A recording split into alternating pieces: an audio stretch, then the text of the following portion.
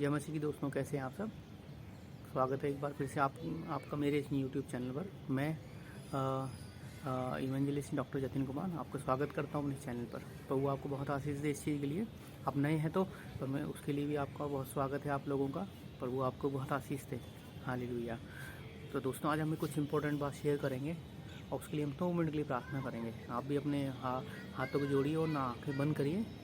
धन्यवाद पिता परमेश्वर, धन्यवाद करते हैं समय के लिए प्रभु यीशु, एक आशीष में समय के लिए, आनंद में समय के लिए पिता परमेश्वर, कि हम आपकी उपस्थिति में आए हैं प्रभु यीशु। आपकी उपस्थिति हमारे बीच में हो। मुझे भी आशीष देना पिता बोलने में, और जो भाई और बहन जो सुन रहे हैं उनको आशीष देना पिता परमेश्वर। बुद्धि और समझ देना कि हम आपके वचन से जो बातें करें उसको हम समझ सके, जान सकें। धन्यवाद प्रभु यीशु। हम अपनी प्रार्थना को प्रभु यीशु के नाम से मांगते हैं, आमीन। तो दोस्तों, एक इम्पोर्टेंट चीज़ शेयर करेंगे आज हम बाइबल से।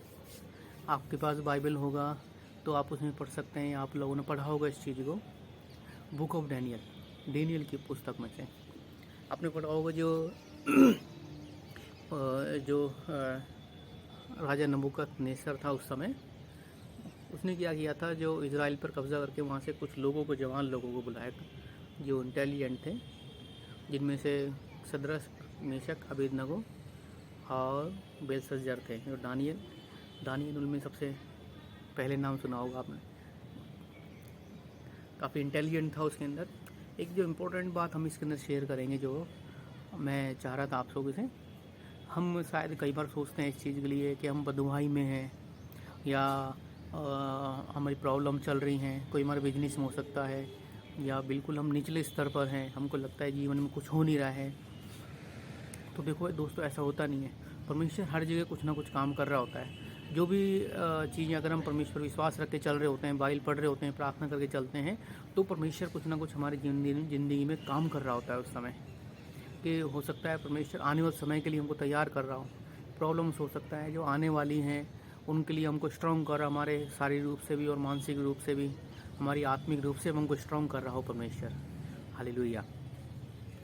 तो वो भी वहाँ पर जो बंधुआई में गए थे, लेकिन परमेश्वर ने की, आपने पढ़ा होगा उसमें आगे, या आप पढ़ेंगे जब उसको दोबारा से, तो उसके जीवन में देखेंगे कि परमेश्वर ने उनको कैसे बढ़ाना स्टार्ट किया।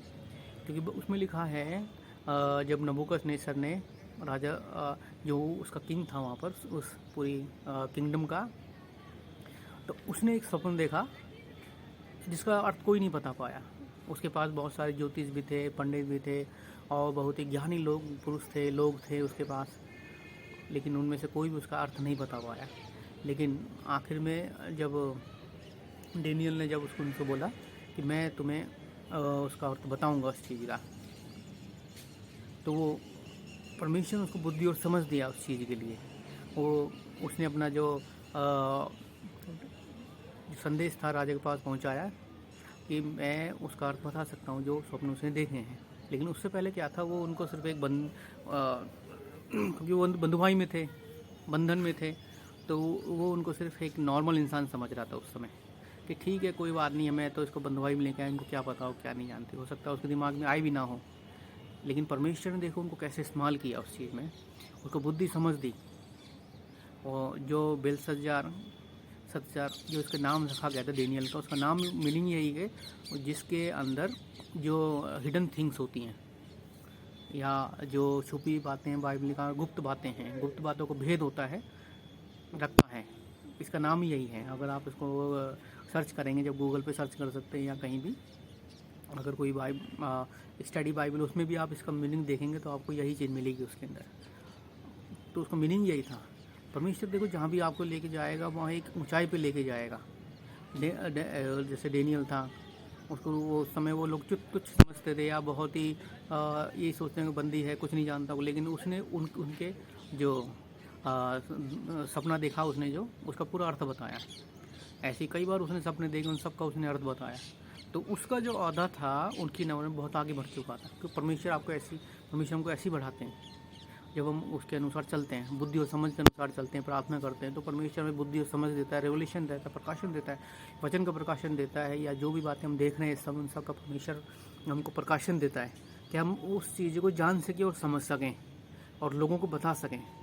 कि जब हमको प्रकाशन मिलता है तो हमारे सामने जितने भी ये बुद्धिमान लोग हैं, पढ़े लिखे लोग हैं, उन सब की बुद्धि और समझ फेल हो जाती है। क्योंकि बाइबल में लिखा हुआ है नए नियम में कि परमेश्वर ने जगत के मूर्खों को चुना है कि बुद्धिमानों को लज्जित कर सके। हालेलुया, आमीन। परमेश्वर ने हमको चुना। हम शायद एक बुद्धिमान नहीं थे उस समय, क्योंकि बाइबल में एक वचन और लिखा हुआ है कि तुम नहीं बोले थे पत्थर चिल्ला उठेंगे। हम हो सकता है वो पत्थर थे कभी, जिसको लोग जानते नहीं थे। हालेलुया। लेकिन परमेश्वर ने जब हमको चुना, एक बुद्धि और समझ से परिपूर्ण किया उस समय। उसके बाद चुनने के बाद फिर हमने बाइबल पढ़ना स्टार्ट किया। जब जब जब हम बाइबल पढ़ते हैं ना, बुद्धि और समझ प्राप्त करते हैं। क्योंकि बाइबल वचन में लिखा हुआ है कि व्यवस्था की ये पुस्तक तेरे चित्त से कभी अलग ना हो। यहोशू को परमेश्वर ने यही बोला था कि ये जो व्यवस्था की पुस्तक है या मेरा जो वचन है तेरे सामने से कभी अलग ना हो। उसने उसको हमेशा सामने रखा, तो वो हमेशा हर चीज़ में जीतता गया। ऐसी राजा दाऊद था, वो हर समय जीतता गया। उसने परमेश्वर को हमेशा आगे रखा, वो जीता। मूसा भी जीता, यहोशू भी जीता, और भी उस समय जो भी परमेश्वर के वचन के अनुसार चल रहे थे या उनके पीछे भी चल रहे थे, वो जीतते गए, कंटिन्यू जीते हैं वो। लेकिन जहाँ जहाँ उन्होंने शक किया, कुछ किया, तो वो हारे भी हैं।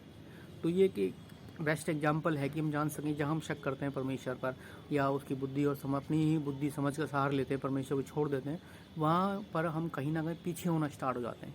हमको क्या करना है, हम परमेश्वर के वचन के अनुसार चलना। जैसे डेनियल चला, दानियल उस समय कंटिन्यू प्रार्थना करते, 3 टाइम प्रार्थना करता था, हो सकता है 4 टाइम भी प्रार्थना करता हो।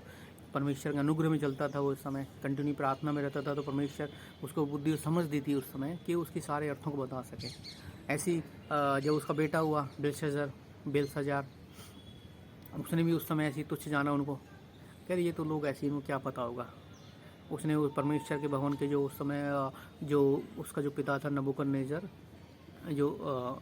जो बर्तन थे उस समय सोने चांदी के, उनको चुरा के लेके आया था वहाँ पर लूट कर। उसमें से उन बर्तनों को अपने पास मंगाकर अपनी जो रखेलियाँ थी उनकी, या पत्नियाँ थी और जो लोग थे उसके साथ में, उन सब के साथ उसने उनमें शराब पीने स्टार्ट कर दिया। तो परमेश्वर ने उसको चेतावनी दी। इसका आप बाइबल पढ़ सकते हैं 5th चैप्टर में, डेनियल 5th चैप्टर में इसमें लिखा हुआ है कि क्या चेतावनी दी उसको, क्या वचन वर्ड दिया उसके अंदर कि जो वचन उसमें दिया उसके लिए भी किसी को समझ में नहीं आया। वो बहुत डर गया, जो राजा बेलशजार था, वो डर गया। तो सब लोग फेल हो गए उसके सामने, जितने जो ज्योतिष थे, उनके सलाहकार थे, जो उसको अच्छी बातों में सलाह देते थे या सांत्वना देने वाले, शांति देने वाले लोग थे, जो भी ज्योतिष थे उस समय, सब फेल हो गए। फिर किसी ने उसको बताया, उसकी जो कोई रानी थी, उसने उसको बताया कि दानियल नाम का एक है हमारे राज्य में, जो ऐसे जो छुपी हुई बातें हैं या जो स्वप्न जो हम शेयर करते हैं या देखते हैं, उनको अर्थ बताता है उस चीज़ के लिए। तो उसको बुलाया उन्होंने तुरंत, और उसने जब उसको बुलाया तो उसने वो चीज़ें पढ़ी कि वचन जो उसने एक जो हाथ उंगली फिंगर आई थी उस समय, जो उसने लिखा था उसके सामने, उस चीज़ को बताया उसने, और उसने उनका अर्थ ही बताया। उसमें उसका अर्थ ये था कि तेरा राज्य बिखर जाएगा अलग अलग। उसमें जो राज्य, क्योंकि उस समय उसका जो राज्य था बहुत बड़ा था, बाइबल में ठीक से पढ़ेंगे उसको तो बहुत बड़ा राज्य था, किंगडम था बहुत बड़ा उसका। लगभग हम ये अंदाज़ा लगा सकते हैं कि जो अफगानिस्तान जो अपना है, वहाँ से लेकर मिडिल ईस्ट तक, टर्की तक, लगभग वहाँ तक उसका पूरा बहुत बड़ा साम्राज्य, वो सारा बिखर गया पूरा उसके बाद में, या बिखर जाएगा, ये उसने अर्थ बताया। देखो परमेश्वर, हमको लगता है कि यार हम किसी कंपनी में जॉब कर रहे हैं, हो सकता है हमारी कोई पोजीशन नहीं है, हमारे से ऊपर बहुत सारे जो अधिकारी हैं वो बैठे हुए हैं, हम सोचते हैं कि यार वो ज़्यादा बुद्धिमान है या समझदार, इसलिए वो हैं। लेकिन देखो दोस्तों, जब हम परमेश्वर के साथ चलते हैं तो परमेश्वर हमें बढ़ाते हैं, हमें वो बुद्धि और समझ देते हैं कि हम उसके अनुसार चलें। जब उसके अनुसार चलते हैं तो परमेश्वर हमें बुद्धि और समझ देते हैं। कहीं भी हम जॉब कर रहे हैं, अपना खुद का बिजनेस कर रहे हैं, तो उसमें हमारे बढ़ाने के लिए परमेश्वर हमें बुद्धि और समझ देता है उस समय। लेकिन उससे पहले हमको जरूरी है कि हम परमेश्वर का वचन पढ़ें, बाइबल को पढ़ें, कंटिन्यू पढ़ें जितना हो सके। बाइबल में हर जगह कहीं ना कहीं परमेश्वर ने हर एक परिस्थिति के अनुसार कोई ना कोई घटना हुई है ऐसी कि उसके अनुसार ही हमारे जीवन कुछ ना कुछ ऐसा घट रहा होता है कि जिसकी हमें ज़रूरत होती है। लेकिन जब आप बाइबल नहीं पढ़ेंगे तो वो हमको बातें कैसे याद आएंगी। इसलिए हमको बाइबल पढ़ना बहुत ज़रूरी है इस समय, कि हम जान सकें कि वो परमेश्वर हमको क्या बताता है इस समय।